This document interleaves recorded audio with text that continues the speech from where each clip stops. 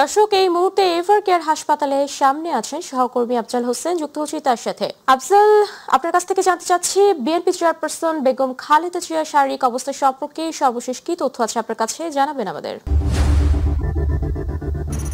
সাবেক প্রধানমন্ত্রী বেগম খালেদা জিয়ার শরীরের সর্বশেষ অবস্থা বলতে আসলে প্রতি মুহূর্তে আপডেট দেওয়ার মতো এই মুহূর্তে আমাদের কাছে নতুন কোনো তথ্য নেই। দুপুরে ওনার ব্যক্তিগত চিকিৎসক ডক্টর জেড.এম. জাহিদ তিনি জানিয়েছিলেন তার শরীর অবস্থা স্থিতিশীল এবং এখন পর্যন্ত আমাদের কাছে সেই তথ্যই আছে। বেগম জিয়ার শারীরিক অবস্থা এখন স্থিতিশীল, তিনি ওষুধ নিতে পারছেন, তার শরীর ওষুধ গ্রহণ করতে পারছে। তবে এটা ভালো বা মন্দ কোনো অবস্থাতেই বলছেন না, বা কোনো অবস্থায় আসলে বিশেষভাবে বলছেন না চিকিৎসকরা। এবং তার আজকে থেকেই, বিশেষ করে কালকে রাত থেকেই এখানে আপনি দেখছেন যে সিকিউরিটির অবস্থাটা, মানে সিকিউরিটি সিস্টেম এখানে বেশ বাড়ানো হয়েছে, কারণ প্রচুর লোক সমাগম হচ্ছে। সাংবাদিক তো আছেই, দেশি বিদেশি, এর বাইরের ওনার যে ভক্ত অনুরাগী সারা দেশ থেকে বাংলাদেশ জাতীয়তাবাদী দলের সদস্যরা এখানে অনেকে আসছেন, দোয়া করছেন, দুঃখের কথা জানাচ্ছেন, ভিড় করছেন।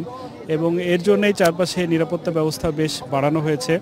এবং হসপিটালের ভেতরে তো স্বাভাবিকভাবেই কাউকে ঢুকতে দেওয়া হচ্ছে না, সেখানে শুধুমাত্র দেশি এবং বিদেশি চিকিৎসকরাই রয়েছেন। এবং এখানে জানিয়ে রাখি যে বেগম খালেদা জিয়ার চিকিৎসার জন্য যে মেডিকেল বোর্ড গঠন করা হয়েছে, সেই মেডিকেল বোর্ডে দেশি বিদেশি বিভিন্ন চিকিৎসক রয়েছেন। বিশেষ করে গতকালকে এখানে পৌঁছেছেন চীনের একটি চিকিৎসক দল, এবং আগামীকাল বুধবার এখানে পৌঁছানোর কথা রয়েছে যুক্তরাজ্যের একটি চিকিৎসক দল। এছাড়া যুক্তরাষ্ট্র থেকেও তার যে মেডিকেল বোর্ড রয়েছে সেখানে চিকিৎসকরা রয়েছেন, এবং তারা অনলাইনে খোঁজখবর রাখছেন লন্ডন থেকে বিএনপির ভারপ্রাপ্ত চেয়ারম্যান তারেক রহমান। এবং এখানে যারা এসেছেন তারাও দোয়া করছেন, তারা জানাচ্ছেন তাদের সহমর্মিতার কথা, তাদের যে আবেগের কথা।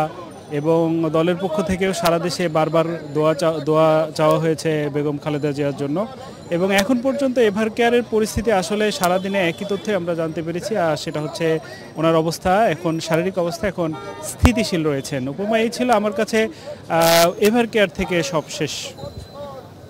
আফজাল, আপনাকে ধন্যবাদ।